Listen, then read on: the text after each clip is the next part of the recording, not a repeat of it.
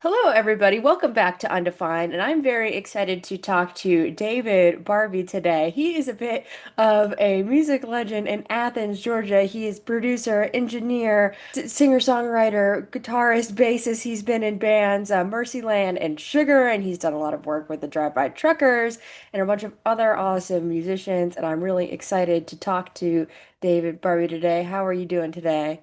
Doing great, Bella. How about you? I'm doing good. So I want to talk about last year. The first thing, this is pretty exciting news.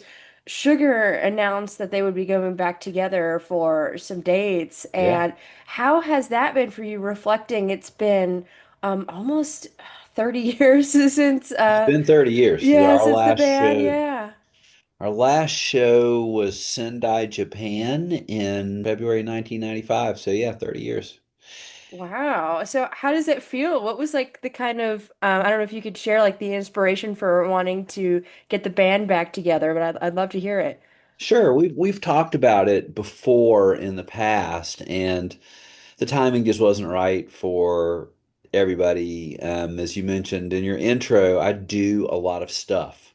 Yes. I Sugar made three albums. I've probably worked on three or 400. I don't know, a lot. And so it's like I've got records I'm working on. I'm always making new music for my own. I have a studio to run. I am the director of the music business program at UGA. I just have a lot of stuff I do. So it's like I'm not just sitting around waiting for something to do. And Hmm. so when we talked about it in the past, it was just like the timing for everybody just never really worked out. And but maybe about 10 years ago, I had mentioned to Bob, if you ever want to do it again, don't not ask just because I'm so Hmm. busy. Like it's like if you want to do it, ask, and if we can work it out, that's great. And so a couple of years ago, he and I were having breakfast in San Francisco. I went out there in the summer of 2024.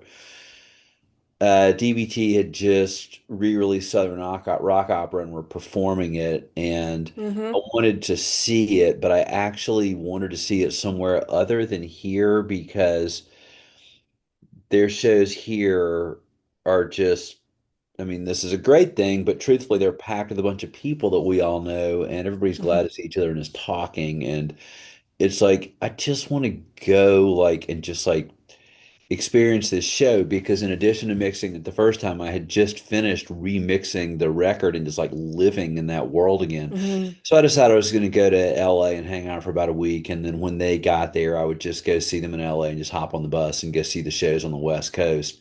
So I could go see the shows with just like, frankly, just less people that I know. So I could just be absorbed into that.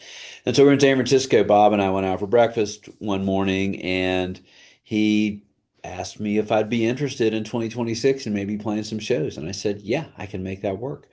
And so we went to, so he then last spring asked Malcolm Travis, our drummer, Hmm. and me about maybe going and recording a new song. I said, sure. So Yes. we went to California and did that and then booked a few shows, and we'll see how that goes. And then maybe there could be more shows too. We'll see. But right now we have three shows booked in New York, two shows in London, and then one in Spain. And we could end up doing more. I mean, we all seem pretty positive about this. That's cool. And I like how it's kind of spread over. And are all the London shows sold out? I saw that some are already sold out, and like the New York one was Yeah, almost.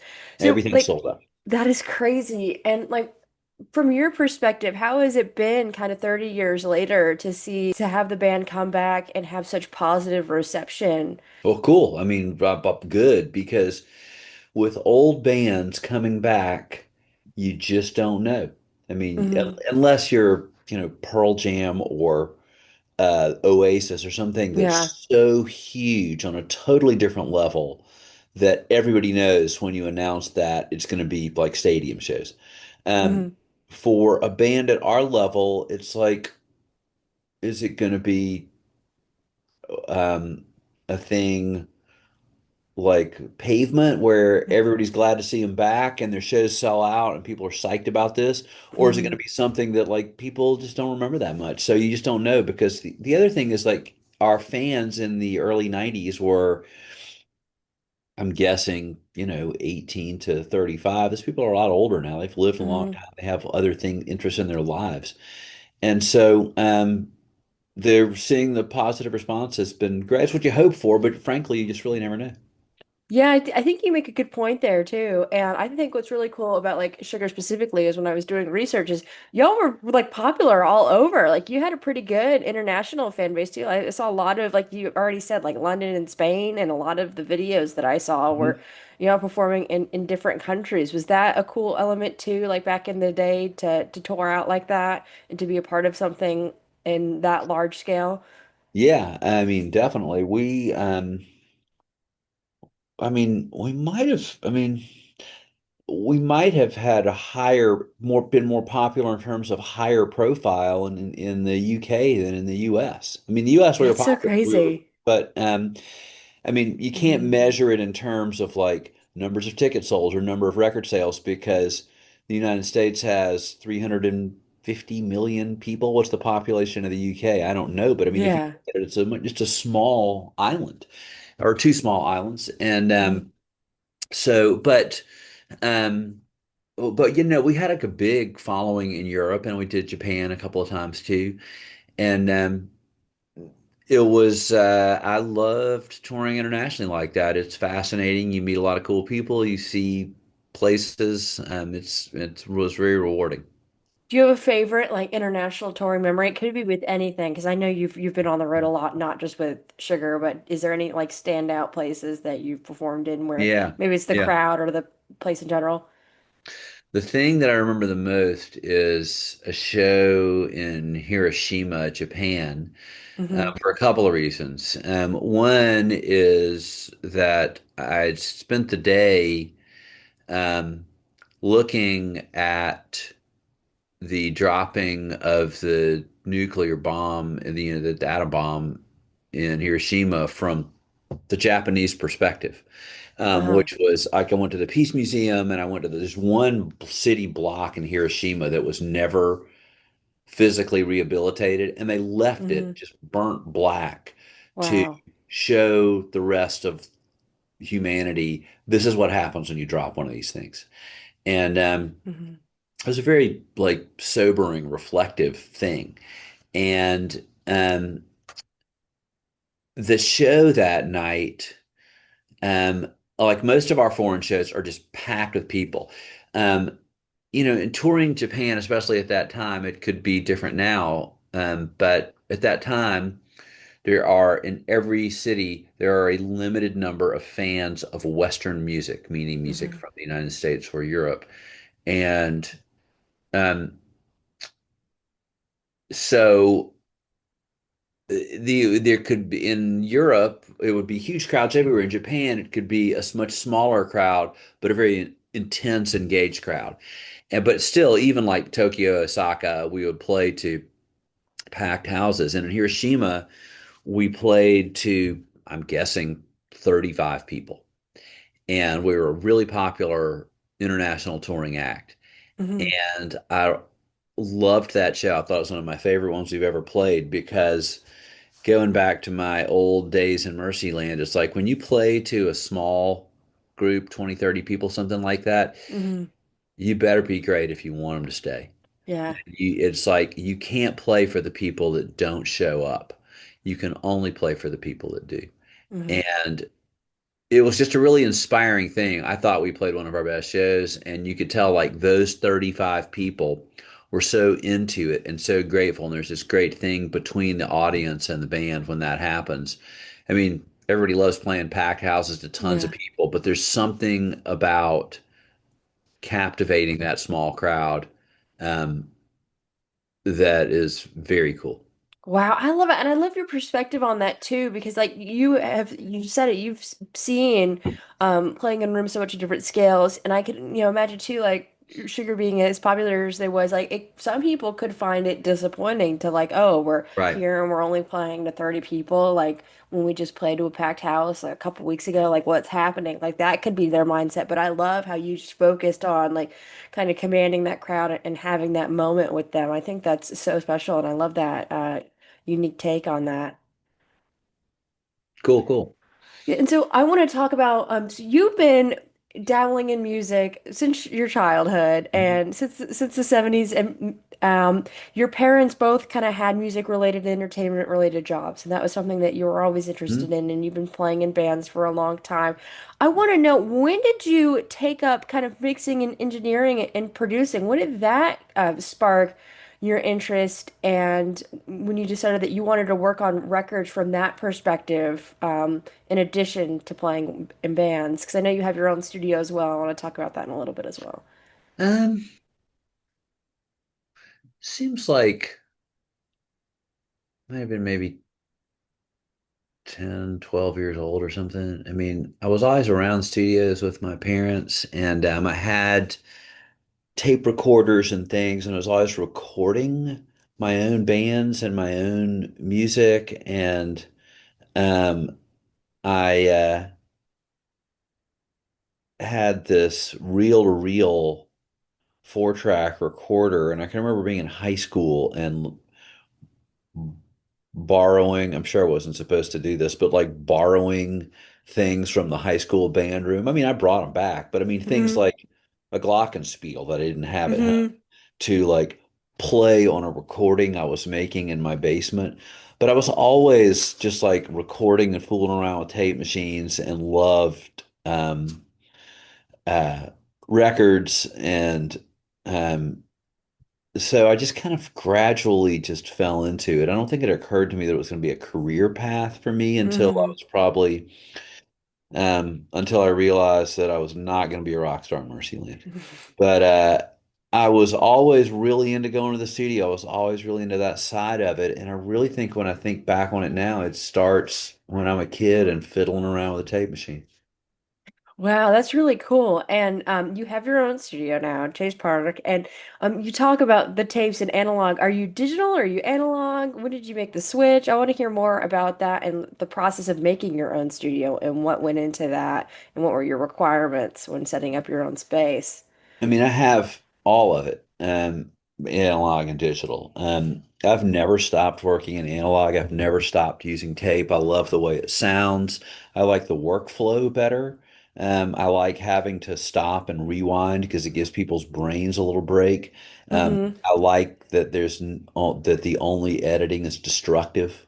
I like that people have to be able to perform for it to sound great. I like that the engineer has to be completely locked in all the time. You can't be checking your messages on your phone when the Hmm. tape machine's rolling. It's like everything is happening right now. We also have in both, Chase Park has two studios, A and B. We have Hmm. um, Pro Tools HD and the most up-to-date version of whatever that is now. My studio partner keeps the computer stuff updated. But yeah, we've got all of it because most people now prefer to work in digital. I'm completely capable of that. And my chops are good. I work in that too. But Hmm. whenever I can, I prefer to work on analog tape because it just there's just something about the reality of it and the potential of just like human imperfection making something more beautiful and satisfying to me. There's a difference in greatness and perfection. Yeah, and I think you make a good point there, because I feel like in the digital era, I feel like we're living in the world of like everything needs to be edit it perfectly. If there's like even one sound in the background or whatever that you don't like, you can edit it, you can auto tune it, you can select it and just remove it, and it kind of loses that charm. And especially when you're a band that's gonna play live, you could edit it with digital. You can make it sound like totally different than when it's actually going to be like when you perform live. And so I think analog's really cool in that respect too, because you have none of that. You have no filter. It's Hmm. just it is what it is, and I think Yeah. that's cool that you're able to do both and be flexible with that. Yeah, I mean, if you listen to old records, the White Album, Mhm. Exile on Main Street, Tonight's the Night, these like classic records, they're not perfect. They're just great. I Mhm. mean, there's all kinds of weird little things, little background noises, things that are a little off. They that just become part of the charm of the record. And I mean, I'm not dissing modern record making. I mean, you Mhm. can't make a modern pop record like you can't make a Charlie XCX record on Say 1 inch 8 track tape. no. Beyonce, Taylor Swift, whatever. And Uh-huh. there are millions and millions and millions of people that love those records and relate emotionally to the content of that music as much as I do to the stuff that I listen to and the stuff that I make. Mhm. It's just a different style of doing it. So to me, it's all valid. I mean, we have Yes. people at um, there are two sessions going on at Chase Park today. One is live band tracking um, to Pro Tools of a band that when I was in there yesterday, they had tons of uh, keyboards going and but like full like rock drum kit, more like kind of a hybrid, of approaches there. Studio B is a mastering session that's coming from analog and going all into digital. It's like it all works. I work on tape because I just love to, and I just like the fact that it Mhm. puts all the pressure on the human beings to be great. Yeah, I love that. And I do agree with you. I don't think like that one is better than the other. And I think we're in a space in music where, it's so dynamic and we have so many different acts that have like you have the pop people and then you have some of the more rock and indie, and they're able to both make music that connects with people and that is making an impact on the culture. And I think that's really cool. Yeah. And so I wanted to dive into, I know that you've played a pretty big part in doing a lot of collaborative work with the drive-by truckers since the 90s. And I want to Hmm. hear a little bit about your story with that. You met Patterson after he moved to Athens, and you've been Yeah. involved with them since Southern Rock Opera. And you also just helped with the Definitive Decoration Day, correct? Yeah. I mean, I think they might be the greatest rock band in the world I agree with that. right now. I mean, Patterson moved to Athens, I think in 94. We met maybe sometime not too long after that. Um, and he was doing sound at a local club, the Hi-Hat, and Hmm. we just became friends right away, just liked him, what a cool guy. And it's Tony Eubanks, who owned that club, had told me that Patterson. It's funny. He told me, he's like, "Have you ever heard Patterson songs like the Sound Guy?" And he said, "Yeah." He says he's a really good songwriter. He's been playing some solo shows here on like weeknights and stuff. And I went out and saw one of his solo shows and realized right away, it's like this guy's great. It's like Hmm. his songs are fantastic. And he had the concept for Drive By Truckers already. Um, and So, and then they started playing, and I saw them play not too long after they started, and have just been there for kind of the whole evolution of it. Um, uh, Gangsta Billy, they did at Chase Park, but with my original studio partner, Andy Baker. Um, they had started working with Andy when he had his previous studio, before we built Chase Park, and Hmm. they and they could continue that. Patterson hung drywall in the studio and helped with the construction of the place to pay for his studio time. And then Pizza Deliverance, they recorded themselves at Patterson's house, his Hmm. house where he's living at the time, and then brought it to Chase Park and mixed it with Andy Lamaster, my other studio partner, who's still my Hmm. partner today. And I went over there and like tweaked the tape machines for them and just kind of was around when they were doing it a little bit. But we were always talking about doing something together, and then they got me to mix Alabama Ass Whooping, and Hmm. um, which they dug. It just sounded like them. And I had my Hmm. first ever real conversation with Cooley, which he said, "Hey, I like the way you got the guitar sounding." And I said, "Cool, thanks." That's my conversation. And a great friendship was born in that moment. And then they'd recorded Southern Rock Opera themselves in Birmingham, and then got me to mix that. And then at that point, we're just all in. So after that, Southern Rock Opera comes out, their career takes off, they get Hmm. signed, and then since that point, starting with Decoration Day, it's been the band with me producing ever since. Wow, that is so cool. And I want to talk more about the definitive decoration day. Yeah. I had Patterson on a few weeks ago now. I was telling him about how cool it was, the packaging and the presentation, and like how intentional that they are with everything that they do, and how Yeah. it's not just like a standard like reissue and here's some bonus tracks. It's like we're Right. gonna repackage everything. We're gonna make this in this great box, and we're going to Yeah. mix it and it's going to sound really good. And then you have the live component and it's all like really well done. And same thing with Southern Rock Opera. And how was it? Because it's been over 20 years since Decoration Day came out and it's taken on such a life of its own within the Drive-By Truckers and then also with like a lot of those Isbell songs getting their hmm time when he took Yeah. them on tour. And how is that whole process, revisiting that and going back to that time? No, it's been great. I love that record. I always have. I think it's one of their greatest records. And as was the case with remixing Southern Rock Opera, I know the songs in my head forwards and backwards now.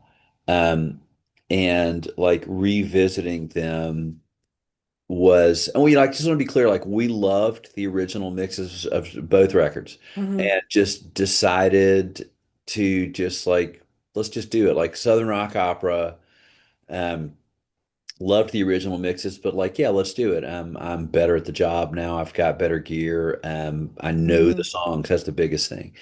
And Decoration Day originally was just remastered and was not going to be remixed, but after Southern Rock Opera went so well, we decided that yeah, let's just remix this one too.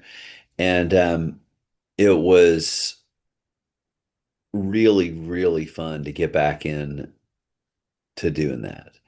Um, and really like easy to fall back into it. The songs are great, the performances were great. We really had something Hmm. special going. And other than maybe Heathens, I think everything else was only 2-inch 16 track. Heathens, we had to Oh. sync up a digital 8 track to the analog 16 track so that we could Hmm. have extra tracks because we realized that bringing in the Centromatic guys to play some stuff on there, Will and Scott, that we, Oh, I didn't know that they were a part of that. That's yeah. really cool. Yeah, well, Scott's playing on it. Maybe Will's not. Maybe Hmm. he. I can't remember if Will, if you played on that and you see this and I can't remember it. I'm sorry. I'm an old man who forgets things. But Scott definitely all the Hmm. tripped out fiddle parts. So we needed extra tracks. And so there's a way that we used to do this a long time ago. Nobody has to do this anymore because they have Pro Tools, but where you would stripe SMPTE time code, which is that is you would use one track of the analog tape machine, say track 16, and record this digital signal that is SMPTE, the Society of Motion Picture and Television Hmm. Engineers time code on there, and Hmm. then have the digital tape machine read the time code and run in sync with it. And that's how you Wow. used to have to get more tracks as you would line up you can do it to analog tape machines too. It's a hassle. The Hmm. time code, the timing can slip. I don't miss that at all. But that's how we did that then. Uh-huh. Because they needed more tracks. My job is figure out how to do it. My job is just make things work. The answer is Hmm. never no. And so but anyway, it was really fun to revisit those. And um, Yeah, it's interesting listening to it now. It's like it's just a better version of the original. It's Hmm. like both that and Southern Rock Opera. There was no like, oh, I hate the way this sounded before. Hmm. We regret. There was nothing we regretted. It's like a great Hmm. record, and it was great before. It's just better now. And just the mixes are they're just fuller and more nuanced. But again, it's like I've had 25 years of living with those songs in my brain. Hmm. So there at the time. They were all new songs. Hmm. The um, Jason was new in the band. Uh, Yeah. it was so yeah, it was cool to revisit that time, and it was also fun to be. It was also fun to have Jason back as part of the creative process in the band. Just, I mean, it was me by myself mixing the record. Hmm. Would send everybody in the band the mixes and say, Hmm. "Hey, listen to this. Let me know what you think." And saying, Decoration Day and Outfit, those were Jason's songs to approve. And so Hmm. just like having everybody back involved in that part of it was great. And it was kind of a nice cherry on top to go to New York and see them do Hell No, I Ain't Happy on Cold Yeah. I a was month gonna ago. ask, yeah, if you were there for Yeah, I that. was there, and their front of house sound engineer is my son Henry, my older son Winston is their guitar tech, and so they're all Oh, three of us up wow. there. But Henry and I were actually in the control room listening, and had like, and it was cool. The TV people were awesome. They gave Henry and me mix approval on everything. So Henry and Easy B and I stayed behind and listened to the mix, and then had a couple of real. I mean, they're great. The engineers are fantastic, but Hmm. a couple of minor suggestions of just like little things that Henry notices Hmm. about watching them play every night that this guitar ought to go here and this ought to go here. And so, yeah, it was cool. But anyway, so yeah, it was a great experience revisiting that record. I still love it. The Hmm. discovery of that live at Flickr thing was fantastic because it Yeah. wasn't just like, okay, we have just like a regular show. It's like, no, no, no, we have the cassette, I mean, or whatever it was, the little digital live recording that somebody made of um, them just like working through their brand new songs and uh, in front of a small crowd, acoustic, and even like things where somebody will say, "Okay, the solo goes here." Like they're learning these songs. I was not at that show looking at the Oh, date really? about this. Yeah, yeah, because that was the 2 week. At the time, my kids, including the two that were 8, 10, and 12. And so we already have, so it's like we had a gap in recording, like before, like we were recording for a little bit, then we're gonna take a break, then we're gonna Hmm. come back. And in the gap, it's like, okay, we're gonna go to the beach for a couple of weeks. And Hmm. so like I was at the beach that year because somebody asked me, it's like, weren't you at that show? And I was like, I have no recollection of that. And then I went back and like looked at my old calendars and stuff and realized, oh, we went to the beach with my parents because the band was off. We weren't going to record. They're going to be busy playing shows. And I had three school-age children, so we took a little Hmm. summer vacation. Yeah, you got to take vacations when you can get, especially around the school schedule and your Right, schedule right, too. exactly. School had just gotten Yeah. out as June, and so we were at the beach. Well, yeah, Pedersen had told me the story about that day. They had just won an award Yes. for Southern Rock Opera. Then they went to the Flickr afterwards, and that was Mhm. like that was like right after, like a few days after they had finished Decoration Day. And I think We've that's cool. we'd finished recording, I think. but we were still mixing because I have, it's like I'm a fastidious note taker. Hmm. Um, and like on all my old tape reels, this is a great thing about analog is you write things down. In a Hmm. Pro Tools session, you have the ability to enter comments and things, but there's also just kind of like a digital footprint. But in analog, you have a track sheet and you're writing things down. And so was always like I have like a notation system I use for marking dates. I have a process that I've done for writing track sheets and labeling tape reels that I've done for 35 years now. And so Wow. that way, because the idea was even 35 years ago, I realized, man, I mean, seriously, fortunately, realized I should just have a consistent way of doing this. So in the future, if anybody were ever to look back at whatever I'm recording now, there would be a logical path to do it. And I can tell you from like remixing other people's old uh, analog recordings, it is Hmm. not the standard. Like, man, I just had somebody drop off some tape reels at Chase Park for us to Hmm. transfer and remix of a major label record. No notes, nothing. Wow. It's going to be like, and the artist, one of the guys in the band, is the one who brought it over to me and asked me about it. And I said, we'll know when we hear it. And it's just like, I'm just going to have to do these. And if there's like Hmm. multiple guitar solos, you guys are just going to have to tell me which one is the right one because it's like Hmm. there's no notation on here. But I've always been a really careful note taker. Um, and so, these so when number one, the old record, it's pretty easy to go back and know what the intent was, which track is which, what goes where. There's little funny jokes and things written on the line.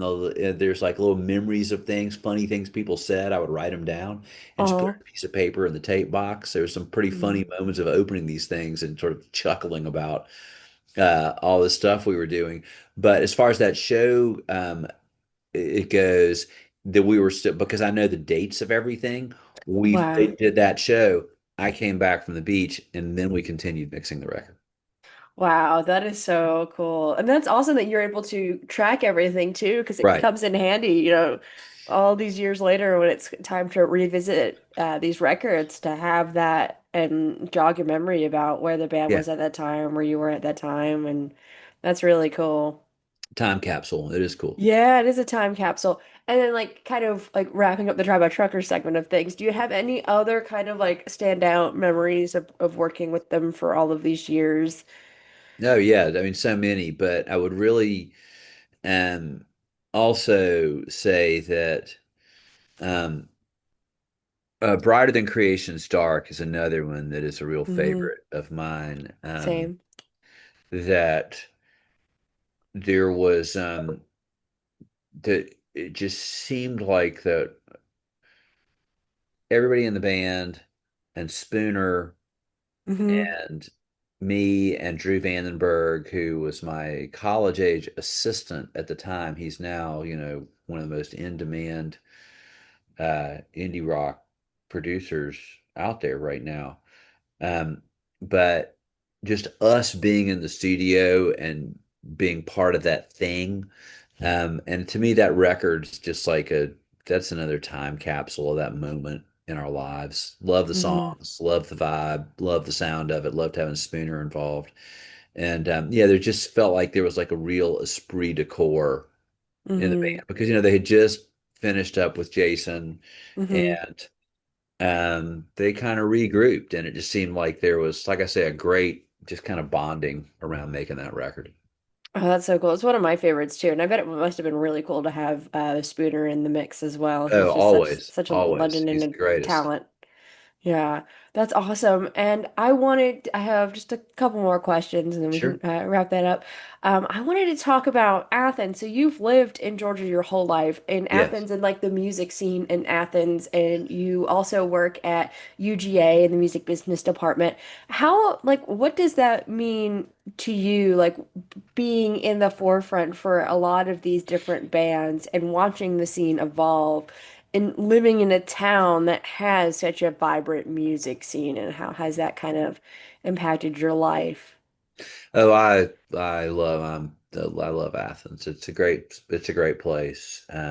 I've been really fortunate to have been part of all this stuff, to have had involvement with or some kind of touch with so many people that have come out of Athens. Hmm. Um, and it is, people, it's an incredible music scene here. There's, things change, people my age, I think, lament that it's not like it was in the 80s. And my Hmm. reaction to that is always, well, what is? I mean, times change. You know what else it's not like? 1850 or the 1400s or last week. Things change. Get over it. Move Hmm. forwards and embrace now. It's the only reality you've got. Hmm. And um, it is, yeah, it's a really collaborative, supportive scene here. That's the best thing about it, I think, is that it doesn't seem so much competitive where everybody thinks they can get ahead by stepping on somebody else. It's like everybody, rising tide lifts all ships. It's just like it is as it appears from the outside. And this thing that really, I mean, there's always been music in Athens, right? But it's like this thing that Hmm. really kicked it into high gear, obviously, is like the B-52s played this party in the late 70s. Before I was here, I was in high school. Hmm. And then Pylon and Love Tractor and the Tone Tones Hmm. and Limbo District and Method Actors, these other bands start up, and then REM. And of course, REM takes off Hmm. and really, really puts the town on the map. Hmm. And all these, but like out of that original like art school music scene, then in the mid 80s, Widespread Panic starts. And now you've got this Yeah. scene, and the Barbecue Killers had gotten going, and maybe in about 83 or something, and 83, 84 maybe. And now you've got this kind of like post-punk scene going. So you've got the Hmm. original art school, now you've got these other two branches on the tree of like jam bands and um post-punk, and then you get into the 90s, and now you've got these Americana groups like our Hmm. friends the Drive-By Truckers and Uh-huh. Bloodkin and the Starroom Boys and a lot of other great bands. And then you've also got this other like psychedelic pop of like the Olivia Tremor Control and Hmm. Neutral Milk Hotel and all these other really cool Elephant Six Hmm.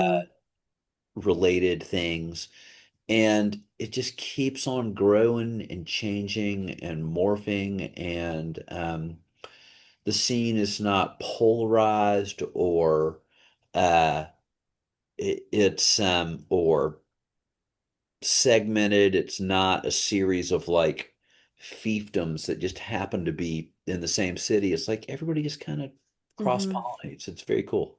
That is so cool. I'm so excited to go to Athens. I 40 go watts the too. classic. I mean, it is the 40 watt is probably I mean, it's about the truest to the original source of the stuff that happened here in the 70s of any place in Athens, because Hmm. it's, there's been the 40 watts been in one, two, three, four, back to location four, five. So I think five locations: College Avenue, Clayton Street, Broad Street, back to Clayton, to currently Hmm. Washington Street. Yeah, so six different homes, but one of them twice. And but it's still the 40 watt. It's just Hmm. yeah, it's incredible, and I'm sure I'll see you there. I can't wait to get your impressions of what you think about this place. Yes, I'll definitely have to let you know. And then yeah, I think I'll be at the Flickr too because they're doing the dial back sound Oh thing yeah, there. and Yeah, yeah, I yeah. just saw that today. Yeah, Flickr, awesome, right up the street from it. Great place. There's so many good little places to play in Athens. Yeah, We're yeah. really lucky to have all this here. Yeah, it's cool that y'all have a lot of good venues. Like I Yeah, think that's a yeah. requirement for like a good town for me is to be close to a lot of good venues. Yeah, so kind of wrapping things up, we've talked a lot about, how you're involved in so many other different things. And there's Mhm. so many things that I didn't even cover. Like when I was researching, I found out you also, I don't, are you still doing, you coached Little League for a long I have time? just retired. We'll see if it sticks. I managed Little League baseball teams for 25 years. I'm still with the league. Mm-hmm. Um, uh, but I've got a lot of stuff going on in my life. Number one, Mm-hmm. I got these sugar tours dates coming up in the spring that would interfere with baseball. Whatever I do, I have to be all in on. I can't be halfway into a season and leave and do that to those kids. Hmm. Um, and but I've also have not experienced March, April, and May without constantly thinking about like who's pitching Friday. What if it rains Hmm. on Monday? Is this school is out? Is that going to take? Are we going to still have 9 players on Wednesday night? Hmm.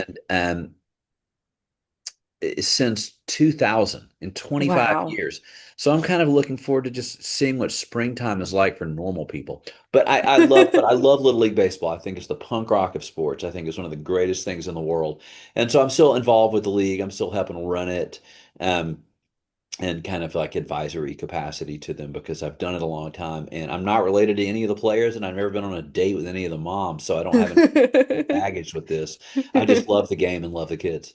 Oh, that's so awesome. And then like I mentioned that because you have so many things that you do on a Yeah. normal basis. And like I also like I love like listening and talking with people who balance a lot of things because I Yeah. do too. And I want to know like how do you stay inspired or like to keep this going to be like as a professor and as an engineer, as a bandmate, as a musician, as a coach? How do you kind of make time for all of these things while like still having a personal life and it seems like you're also very involved with your family and your sons. Like how is that creative balance for you and how important is it for you to nurture all of these different buckets that you have in your life? I'm to focus on one thing at a time. There are some times I just can't do something. I trust other people, and so like I've developed my other people at the studio that they're, I mean, I work on my projects I want to work on, but I have other people that work there too. Here at UGA, where I am today, I have other great people that work here. I run the overall program and I teach my classes, but I have other people that I trust and have hopefully helped put in positions where they can succeed and help grow this thing too. Um, and so I just got a great community of people around me, and I just do stuff that I'm into. And I do have like Little League and water skiing are two things I do that are not related to work. And Hmm. they're two things that when I'm in the middle of one of those two things, I just simply can't answer my phone and you're just going to have to wait. Hmm. And I and that's been really healthy for me. Or if I'm home, Hmm. it's like I just take, it's like when my kids were growing up, all my sessions were structured where as opposed to just like beating myself into the ground. Everybody knew that it's like late in the afternoon, we're taking a 2 hour dinner break. And if you're on a roll and you don't want me to leave, I can get somebody else to come in here, like one of my assistants to come in here and another engineer or something and sit in if you need to keep going. But I think it's healthy for us to be fresh twice a day. I think it's healthy for people to take breaks. And anybody that doesn't understand the importance of my family to me is frankly just somebody I really don't need to Hmm. work with. I believe that human talent is an infinite pool. It's a very Hmm. broad field of people that are great to work with. And so I'm always aware that if me being me and having needing some balance in my life or to be a conflict with somebody else, and I really can't remember too many times there ever Hmm. was. Um, I've just always had the belief that it's like, well, you'll just need to find somebody else to do this with. There's a lot of fish in the sea, Hmm. and there's a lot of opportunity out there, and I just got to keep on moving forwards. Wow, that's really great. That's inspiring. Thank you for sharing. Sure, And thanks and for thank you asking. so much for coming on the show. It's Oh, I been enjoyed such it. such an honor talking to you and it's been so cool to hear all about your stories and I really appreciate you taking the time off of your schedule to talk with me. Well, it's my pleasure to do so.